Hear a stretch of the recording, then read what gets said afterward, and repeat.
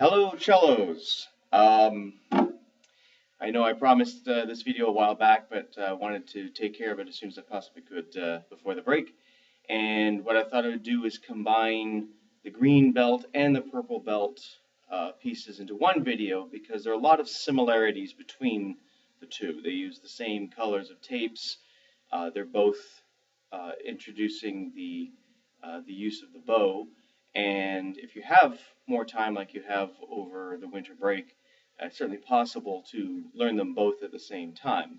And it gives you a little variety too for what to practice. I've moved back a little bit because I want you to be able to see where my bow is and how it's moving. And that's going to be a very big part of the sound. Now, unfortunately, with the way everything's set up here, you won't be able to see exactly what tapes I'm on at any given point. So I'm going to be saying blue and red, and anytime there's an open one, I'll say the letter of that note. The other thing too is I want to remind you that you have this little dot on the back that is where you're going to keep your thumb. Whenever you're using your first finger, you're always going to feel like you're reaching above. Move a little bit. Oops. Go to the side. Move a little bit closer here. You're always going to feel like you're reaching up above it to get to the red tape. The red tape is above your thumb, and the blue tape is below it. We don't keep our thumb up behind the first finger because then it makes it harder for your pinky to do its job. The other thing too is when I'm using the blue tape, I am pressing with all four fingers. I don't have to. I could just use my fourth finger, my pinky, but it makes it easier. The pinky is a very weak finger, the weakest of all of them. When I'm using the red, it's just the first finger. And the reason is because we always hear whatever the highest number of finger is. So if I'm using finger 1, that's what I hear. If I'm using finger, like the pinky, the blue tape, what I'm really hearing, if I take the other fingers off, is still just the pinky. But the other ones are there to help hold down the string. And also it's good technique to get used to having them in the right spot. When I'm playing the blue, try to keep your first finger on the red, even though you won't hear it. You want to try and keep it on the red so you get used to how far apart these notes are spaced. And even though you don't have tapes yet for your second and third finger, those fingers will be kind of evenly spaced in between. So if you can get the spread for the red and the blue, you should be fine. Okay, so I'm going to make a really nice bow hold. Again, it's kind of like a hand puppet idea, and holding it from the top, meaning the stick side, and I'm trying to keep it as if I'm playing across a flat table. So I'm kind of hanging it down by my fingers. I'm not trying to turn it and put it flat on the string. It's not necessary, and actually very few cellists play that way. They usually play where the bow is at an angle to the cello. Okay, so most of the green belt, Old MacDonald, is done on the D string. It's really the beginning part. We start on blue, and then D, and then red on the D, back to the D. And then for where we would normally sing E-I-E-I-O, now I come up to the A string, first finger, that's the red. The note, it says B-B-A-A-G, right? This is the part of the song where we're changing strings. The note is called B, but we're the red on the A string. And then A is just the A string. And then we got to come back for the blue. And then for the and, is my open D. And then we repeat that. Then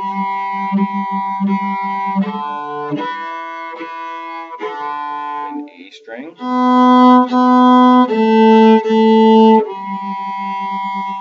Now the next line is all open D's and blue. So we're going from from nothing to everything, nothing to everything.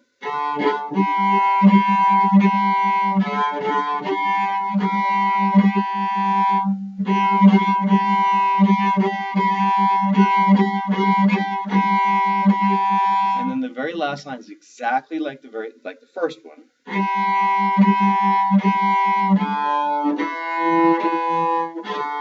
To the A string for the red.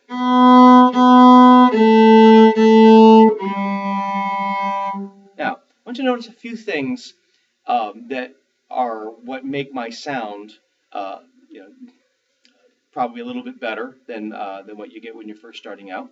One thing is where I'm placing my bow. It's about halfway in between. You can't quite see my bridge there. I'll lift it up a little bit. There's my bridge.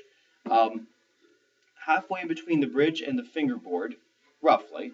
I'm not close. If I'm close to the bridge, I'm going to get a really kind of nasty, glassy sound. And if I'm over the bridge, it sounds okay, but it's a little on the soft side. Also, when I'm going back and forth, I'm doing everything I possibly can to go as straight across. In fact, it looks like almost, I mean, it's a little hard to do perfectly in midair, but I'm not that coordinated. I'm better on the string. As it's going back and forth, it looks like I'm bowing across the bottom of the screen here of the video.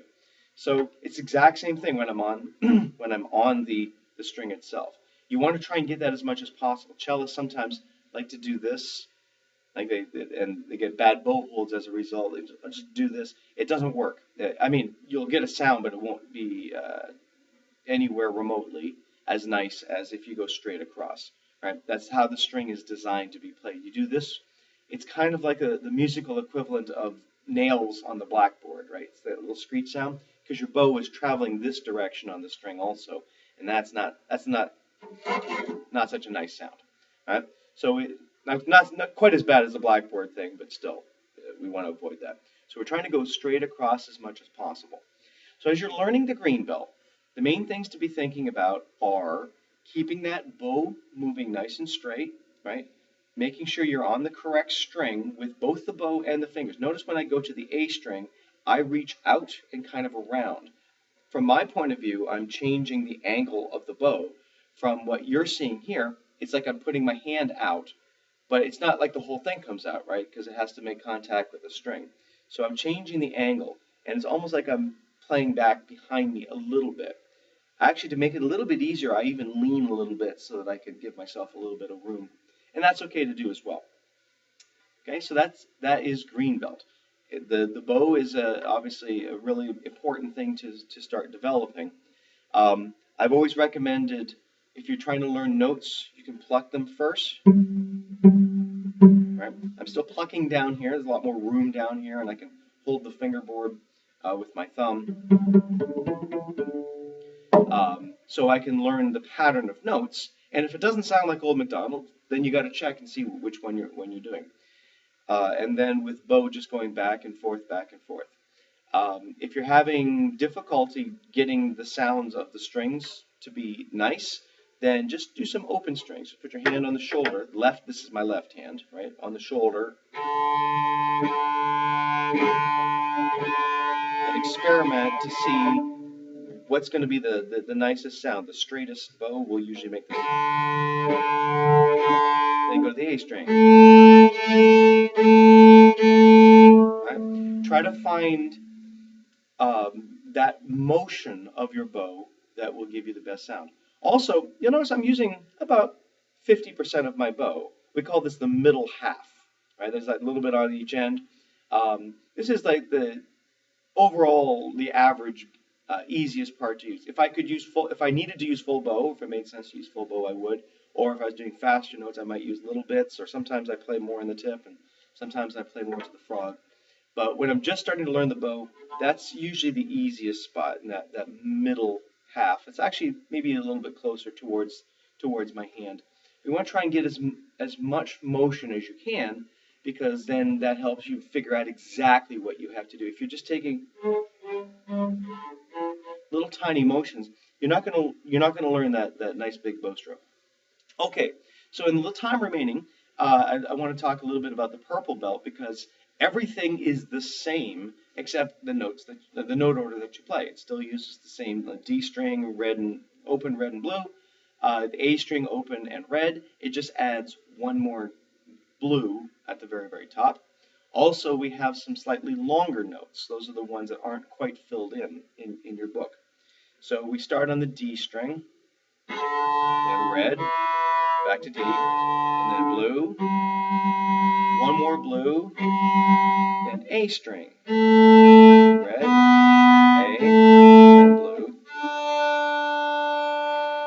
Notice notice that we're gradually going up and up, right? We did a bunch of notes on the D string, we did a bunch of notes on the A string. The second line starts on the red on the A string, and we hop it over. Again, my arm changes. Here's these long notes. So the second line starts from higher notes and comes lower. The third line is like the first one.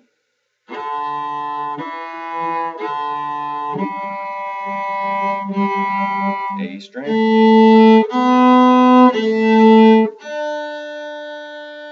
And then it comes back down. The last line is almost like the second one. There's that hop with the first finger. And then we just change the last note to the blue. Right? So the first and third line are identical. They start on the D string with a pattern of notes, go to the A string with a pattern of notes that are very similar. You know, open to red to open to blue. There's one extra one on the D string. And the A string has that same pattern. So first and third line have those patterns.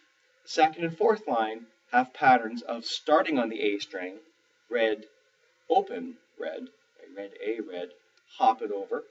And then the difference between the second and the fourth string is that we end with a different note. The second line ends two open Ds. Right, it's got those two long Ds. The fourth line has the D and then the blue. Right? So it's just a slightly different way of ending it. But again, as I'm doing these two on the same video because I'm just pointing out that my bow is moving the same way, going straight across and halfway in there to give me that nice full sound. The finger pattern, I'm trying not to look here as much as I possibly can. If I had to, I could.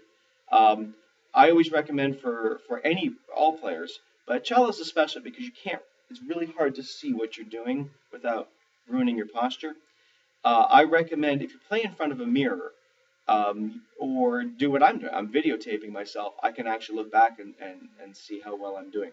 It's a really, really good way to check yourself to see if everything is going where it should be. Because if it doesn't sound nice, then we want to figure out what the problems are. Okay, so those are those two belts. And hopefully by learning one helps you learn the other. And you notice that most of the things that we're doing is trying to find patterns in the music. Not just a combination of notes. It's not like memorizing a phone number where it's like, okay, 7 or 10 random notes, right? It's more like saying, well, okay, if it were a phone number, here's the area code, that's one pattern, and here's we call it the prefix code, that next 3 numbers. Trying to find where things repeat and where things are similar. It helps us keep track of things in larger chunks. All right? Thank you.